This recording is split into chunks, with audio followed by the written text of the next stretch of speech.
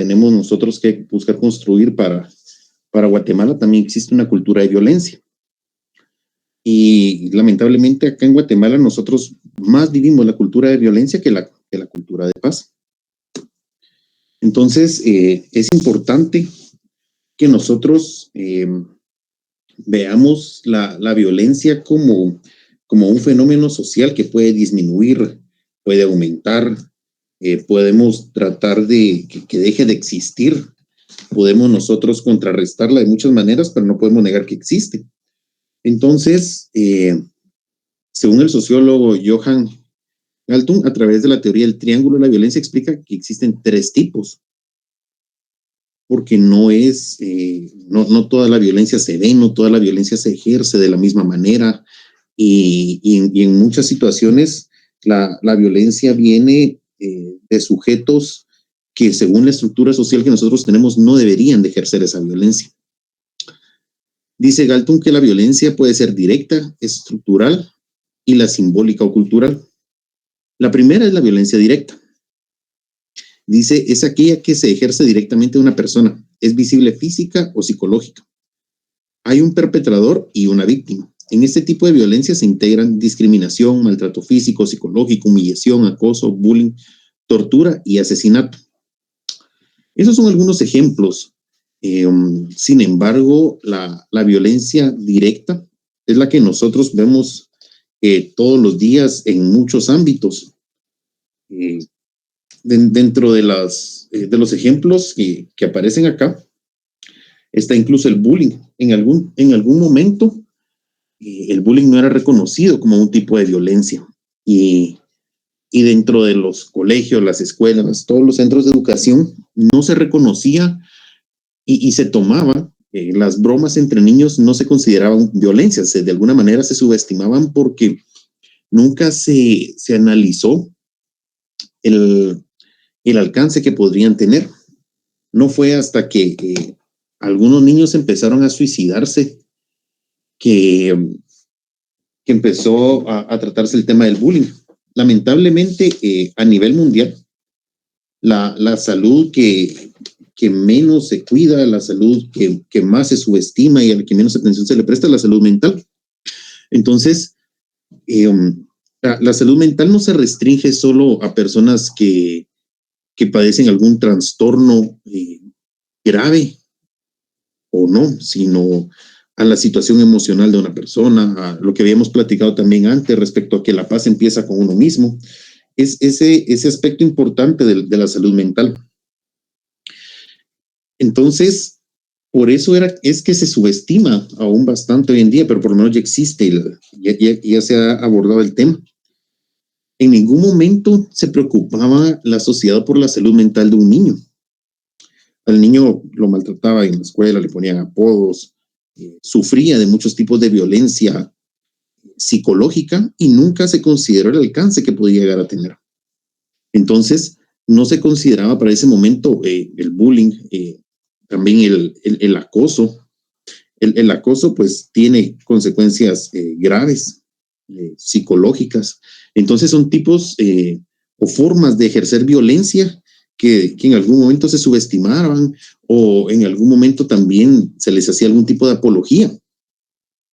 Cuando 2 niños en el colegio o en la escuela quieren pelear o van a pelear y uno de ellos pretende retractarse, también eso implica algún tipo de violencia para quien se retracta, porque la estructura social lo obliga a pelear, lo obliga a ejercer la violencia y en algunos estadios de la humanidad será necesario, porque no existía una entidad que regulara los derechos de las personas. Entonces, era necesario ejercer esa violencia para que respetaran los bienes de las demás personas, para que pues no se robaran las cosas, para que respetaran el territorio. Sin embargo, ya esos tipos de violencia no deben de existir.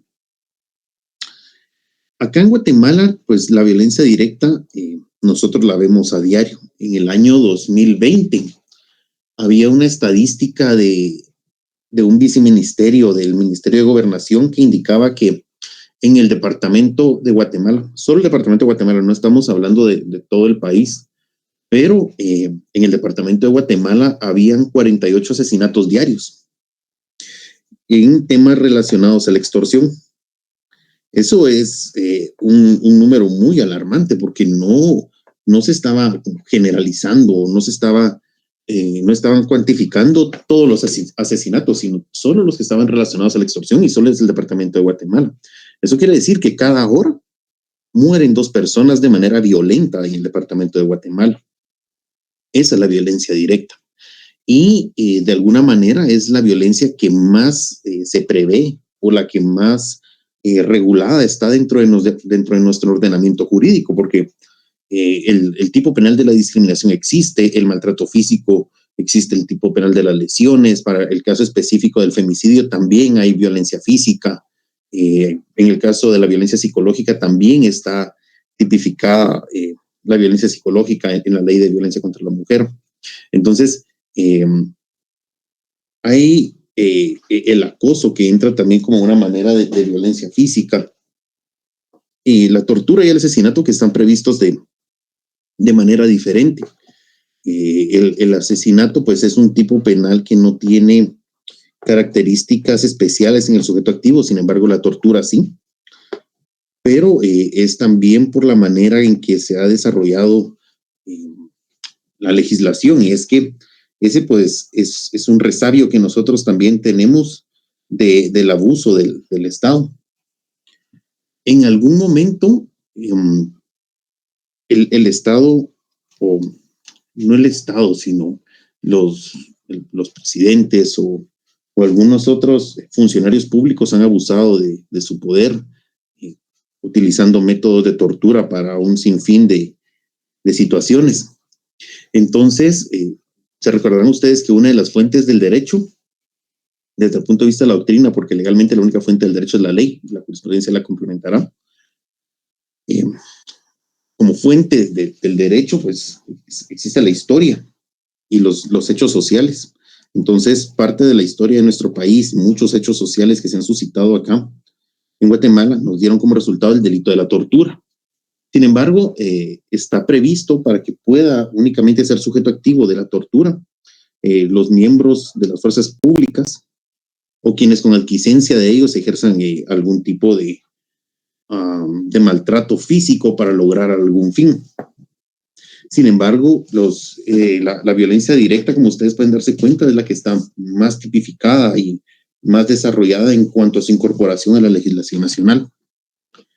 El segundo tipo de violencia es la estructural, y dice, es aquella que puede expresarse de manera indirecta, es invisible. Como ejemplo, la injusticia social. Está formada por las estructuras que impiden la satisfacción de necesidades básicas. Galton explica que esta ocurre cuando las personas son influenciadas de tal manera que no pueden realizarse de la manera que realmente sería potencialmente posible.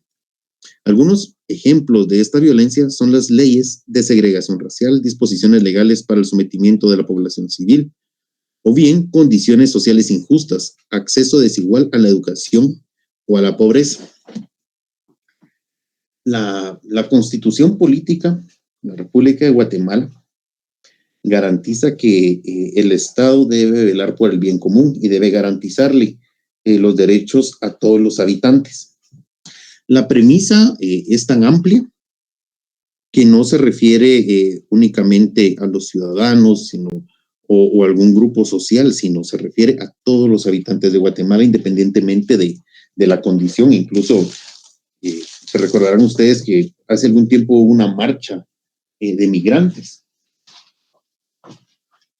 La premisa constitucional prevé que incluso a esas personas, pues mientras estuvieran dentro del territorio de Guatemala, el Estado está obligado a garantizarles sus derechos, el derecho a la vida, el derecho a la salud.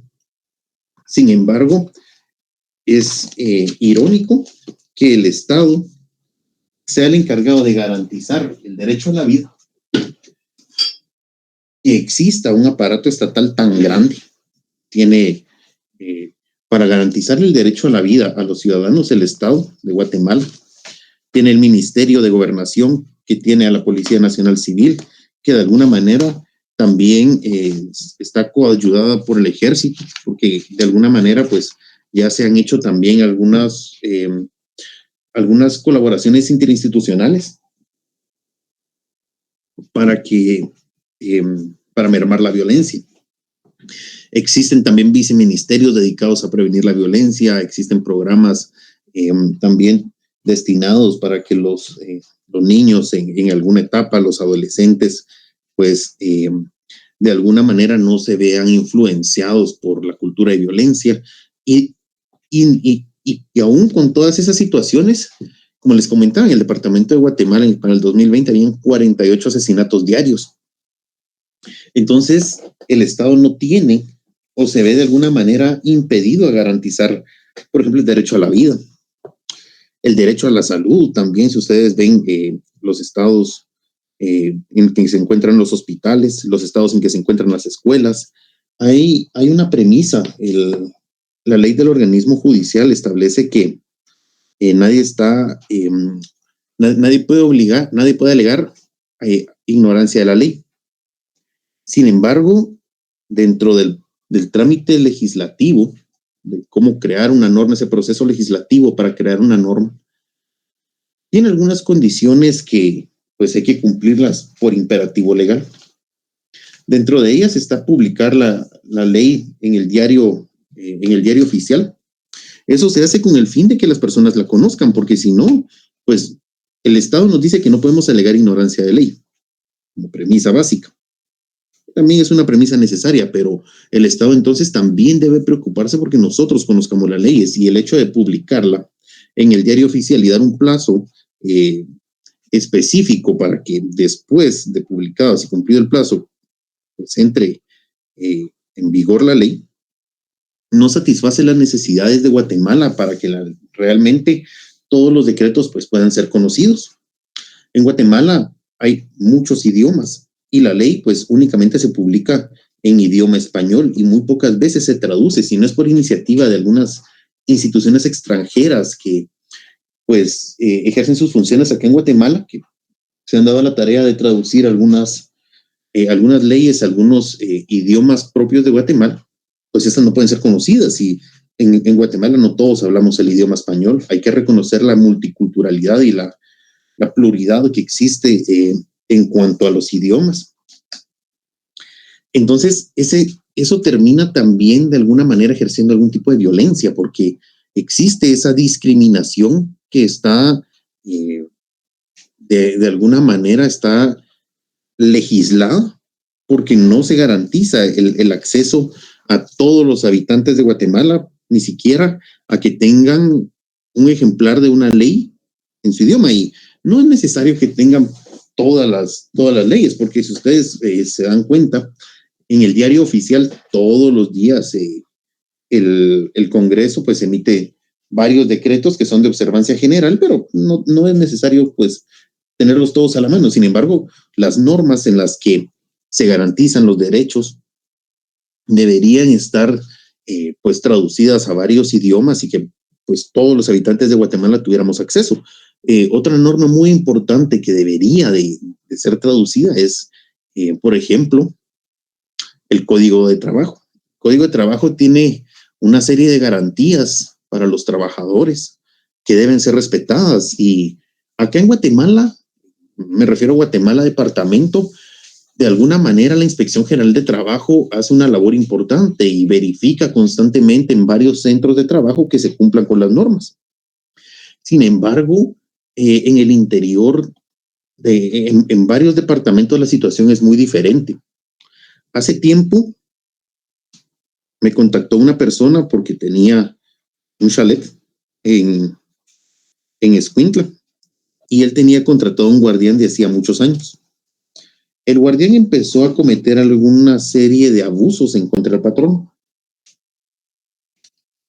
Los días que le decían que no iba a llegar, o que no lo iban a, porque el chalet lo rentaban, y los días que a él le decían que iba a estar desocupado, pues él lo rentaba. Eso es un tipo de abuso en contra del patrono también, porque pues lo rentaba sin que se enterara el patrono y él cobraba. Y así hubieron varias situaciones que de alguna manera pues el patrón no se dio cuenta y decidió despedir. En el momento en el que él lo va a despedir, le dice el guardián, bueno, mire, está bien, despídame, pero tengo derecho a indemnización por tiempo servido, a bono 14 que nunca me lo pagó, al aguinaldo que nunca me lo pagó, al bono incentivo que nunca me lo pagó, puede denunciar que usted nunca me pagó X. Entonces, habían varias situaciones que también eran incluso desmedidas, porque eh, solicitaban incluso beneficios, algunos beneficios laborales, pues que él no había gozado. Entonces, en el momento en el que porque este guardián fue a la Inspección General de Trabajo y de ahí fue que él obtuvo bastante información.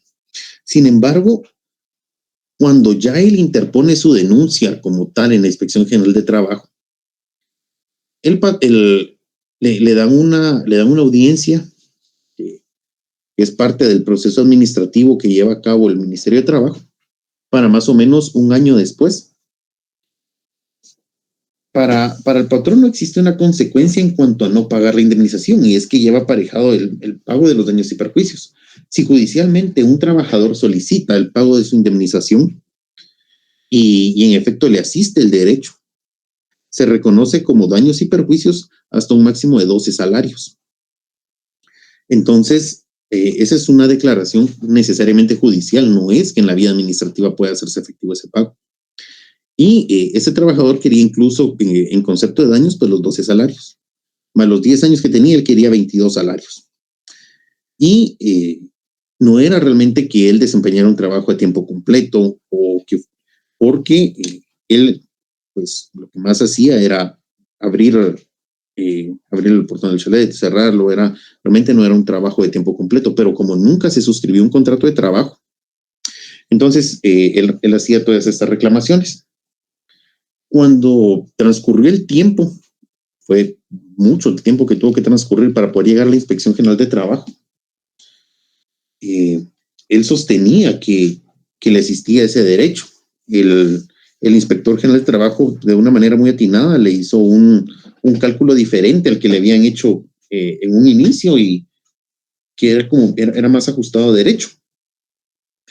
Sin embargo, eso me llevó a darme cuenta que, si bien aquí en Guatemala, repito, Guatemala departamento, la Inspección General de Trabajo es más estricta, hacen verificaciones más seguidas, existe gran parte de Guatemala en la que no se aplican todas las garantías para los trabajadores.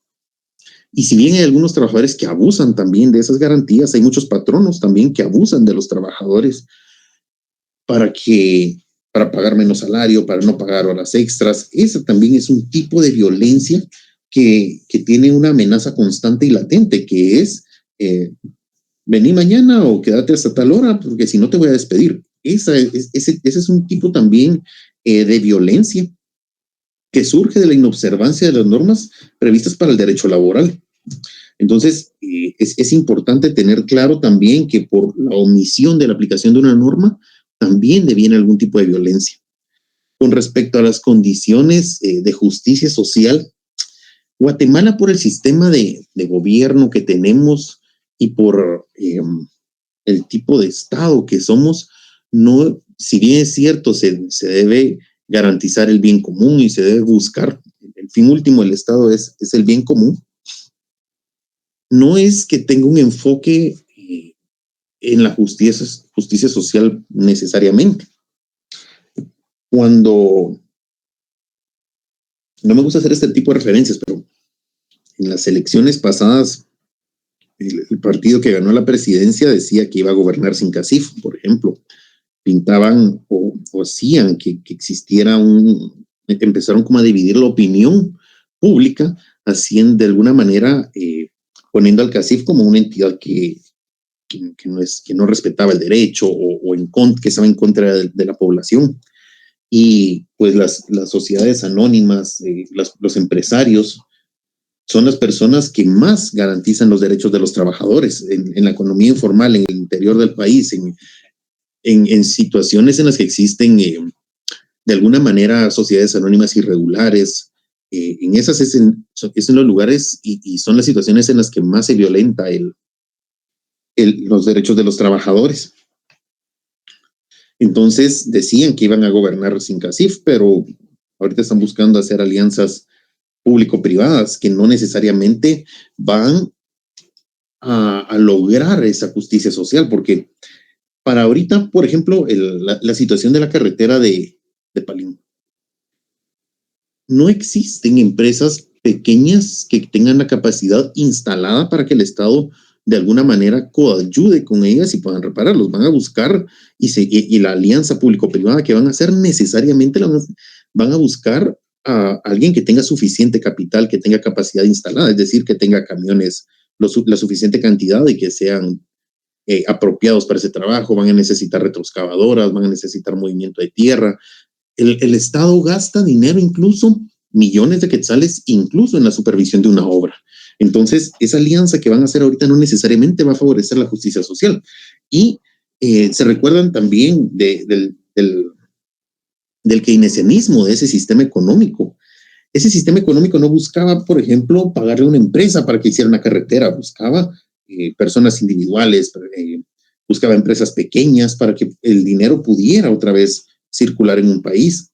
El Estado de Guatemala ahorita podría realizar una contratación de 200 personas, por ejemplo, con algunas características especiales, con algún antecedente, experiencia en el trabajo que ellos pretenden desarrollar y hacer y reparar ellos esa carretera. Si ahorita, por ejemplo, están solicitando una ampliación del presupuesto porque existe un superávit en la recaudación tributaria, de alguna manera podrían ellos destinar fondos al Ministerio de Comunicaciones para desarrollar un programa. Entonces, eso, con los niveles de desempleo aquí en Guatemala, de alguna manera ayudaría a la justicia social.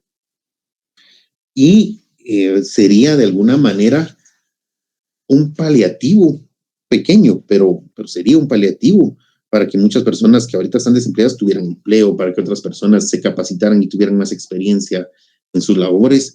Entonces, el Estado de Guatemala, como les digo, si bien el fin último es el bien común, la justicia social no es la prioridad que tiene.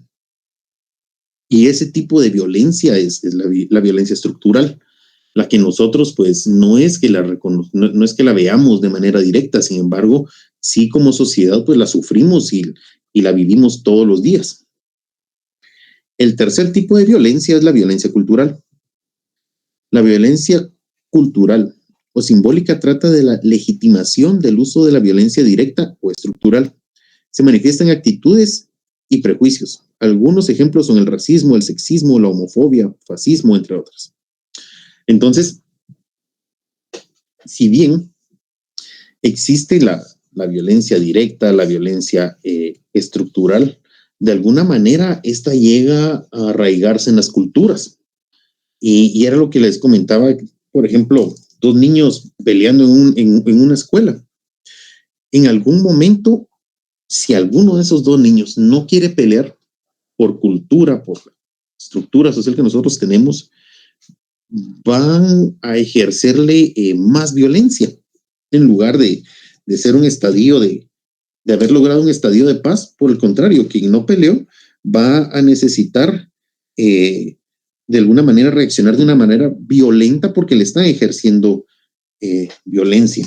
Entonces, la violencia cultural es la que se encuentra arraigada dentro de nuestra sociedad y peor aún, es la violencia a la que nosotros estamos tan acostumbrados que ya ni siquiera la consideramos violencia. Que era lo que pasaba en algún momento con el bullying. Que dos niños se pelearan o que le pusieran apodos a un niño era algo pues muy normal y nadie lo consideraba una forma de violencia. Hasta que con el paso del tiempo, pues ocupándose un poco más de la salud mental de los niños, se dieron cuenta que en efecto el bullying sí tiene alcances importantes en la vida de un ser humano. Entonces, hasta ese momento es que se considera un tipo de violencia, pero en nuestra sociedad está muy arraigada esas actitudes violentas y ni siquiera nos sorprenden, sino pues consideramos que son actitudes socialmente aceptables, son muy normales para el día a día de nuestra sociedad. Dice, esta última, la violencia cultural, es la que nos puede ayudar a entender la cultura de la violencia. en la que en las comunidades viven inmersas y que afecta a todas las personas y grupos etarios sin distinción. Entonces, son las actitudes que nosotros consideramos que son normales, pero de alguna manera es ejercer violencia sobre un tercero, pero que como sociedad pues las aceptamos. Luego, la cultura de violencia. Dice, es aquella que se entiende como la normalización de la violencia en sus diferentes tipos y manifestaciones por grupos sociales, que van desde los núcleos familiares hasta la sociedad en general. Es decir, es aquella donde las personas no distinguen que viven situaciones de violencia o están siendo replicadores de la misma por falta de concientización o por elección. Un buen ejemplo, que no es grande, pero es algo que pasa con mucha recurrencia, es poner apodos en un centro de trabajo, en un colegio, en una escuela, en la universidad.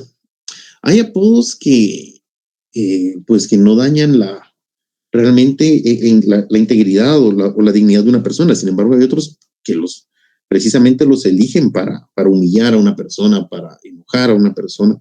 Entonces, nosotros, cuando escuchamos que le ponen un apodo a alguien, la mayoría de veces nos reímos, lo aceptamos, nunca tachamos a quien pone el apodo de abusivo, violento. Sin embargo, sí está ejerciendo esa violencia. Entonces, y cuando las demás personas empiezan a decirle el apodo, nosotros y todas las personas que empiezan también a utilizarlo son replicadores de esa violencia. En la definición hay dos preceptos. El primero es por falta de concientización. Para nosotros es ya lo suficientemente normal, entonces no lo distinguimos como un acto violento, entonces para nosotros no representa un inconveniente replicarlo. Y hay otras personas que lo hacen por elección, que se dan cuenta que es un acto violento, que con eso están discriminando o están humillando a una persona y lo replican con más fuerza porque de esa manera eligen hacerlo. Hay un tratadista, un sociólogo que establece: la cultura de violencia es aquella en la cual la respuesta violenta ante los conflictos se ve como algo natural, normal e incluso como la única manera viable de hacer frente a los problemas y disputas. La violencia es un comportamiento que todavía sigue actuando en nuestra sociedad como medio para resolver los conflictos. Algunos motivos que generan la cultura de violencia son el maltrato, la intolerancia, la falta de diálogo y el dejar que los conflictos se solucionen con violencia. En una cultura de violencia, los conflictos se gestionan a través de la violencia, siendo esta solo la consecuencia de un conflicto mal abordado. En una cultura de paz es a través del diálogo. La cultura de violencia tiene muy importante y como característica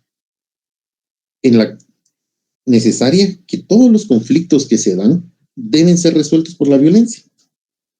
Y volvemos al ejemplo de dos niños que están peleando en una escuela. Si ellos, en efecto, pues se pelean, se causan daño el uno al otro, el conflicto probablemente terminó para alguno de ellos, pero va a persistir.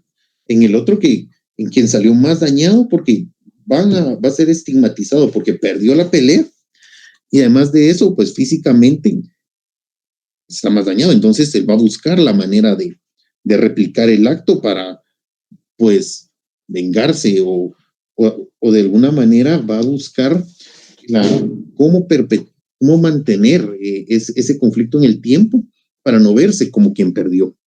Entonces, en una cultura de paz, el conflicto podría haber terminado dialogando, negociando.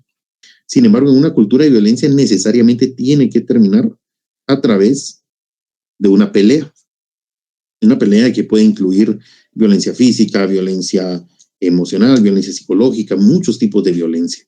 Entonces, esa es una característica muy especial de la cultura de violencia, la manera en la que se resuelven los problemas. Hay algo muy importante.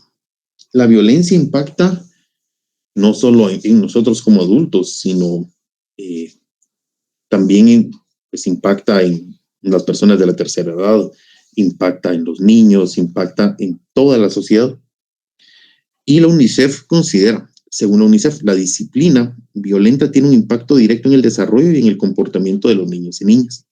Aquellos que han estado expuestos a castigos corporales presentan un desarrollo menor que otros niños y niñas de su edad, lo que se intensifica cuando han sido víctimas de prácticas severas de castigo físico. Además, La exposición sostenida y prolongada a un estrés tóxico de esta naturaleza puede alterar el desarrollo fisiológico del cerebro y repercutir en el crecimiento físico, cognitivo, emocional y social del niño o niña. Aquellos que crecen con padres autoritarios que emplean métodos disciplinarios violentos de forma regular tienen mayor probabilidad de mostrar una menor autoestima y peores resultados académicos. Son más hostiles y agresivos, menos independientes y más proclives al abuso de sustancias peligrosas durante la adolescencia y a lo largo de la vida.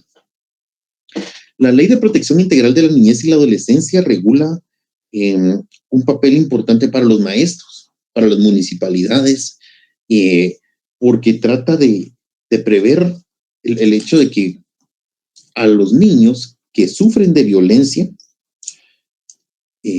pues ellos, por la edad que tienen, por muchas circunstancias, podrían no denunciar. Sin embargo, quien más contacto puede tener con ellos, el contacto más directo, más cercano, pueden ser los maestros. Entonces, los maestros tienen por facultad que les da la Ley de Protección Integral de la Niñez y la Adolescencia la capacidad de poner en conocimiento a las autoridades la posible comisión de un tipo penal en el que se esté maltratando a un niño.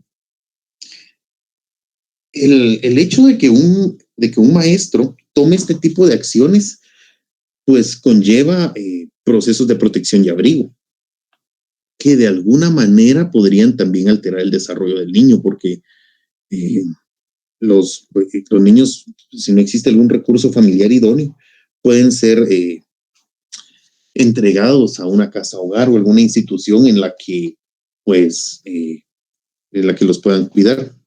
Sin embargo, eso no siempre es beneficioso para los niños, porque los van a sacar de su entorno social en el que, pues, están sufriendo algún tipo de violencia, pero también existen amigos, existe un entorno social en el que ellos se han desarrollado y al que están acostumbrados, y esos cambios pues no son buenos necesariamente, completamente. Sin embargo, con base en el principio del interés superior del niño, es que se mandan a una casa hogar, que el juez ordena que estos sean abrigados por una casa hogar. Antes de una casa hogar, que sería el último recurso, se buscan recursos familiares idóneos para que puedan hacerse cargo de los menores. Sin embargo, no siempre se logra. Pero ya la Ley de Protección Integral de la Niñez y la Adolescencia prevé algunas alternativas para garantizar que los menores no sean expuestos a ningún tipo de violencia. Es la lucha que hace la Ley de Protección Integral de la Niñez y la Adolescencia. Y además del desarrollo emocional, que va a ser diferente, también existe un desarrollo físico que va a ser diferente. Entonces, eso también crea condiciones de desigualdad, porque en una escuela, en un colegio, todos los niños son evaluados de la misma manera, con el mismo método.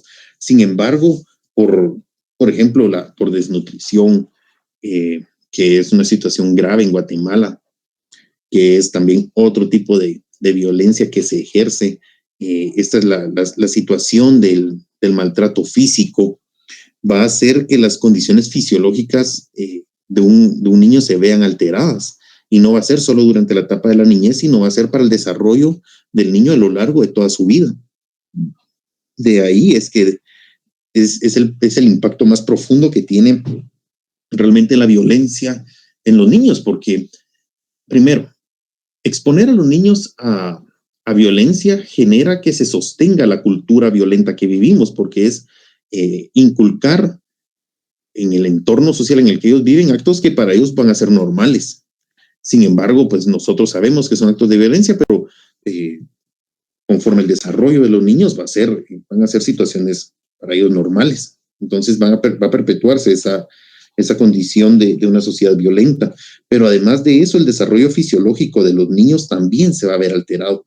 Y ese impacto que va a durar toda la vida va a tener también una consecuencia más severa para la sociedad violenta, porque de alguna manera va a crear situaciones en las que los menores puedan ser discriminados, en los que puedan sufrir más violencia, y no vamos a lograr nosotros terminar ese círculo en el que nos encontramos y que no nos permite acceder a una cultura de paz y a una sociedad más pacífica. Eso es lo referente a la cultura de paz. La cultura de violencia estaba también dentro de los temas de la cultura de paz. No sé si alguien tiene alguna duda respecto a la clase o algún comentario. Bien, nos vemos entonces el lunes. Ya nos falta el último módulo para, para terminar el curso.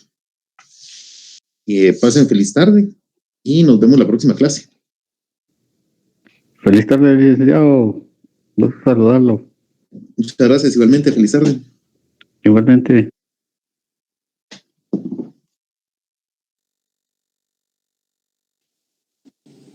Feliz fin de semana, Alec.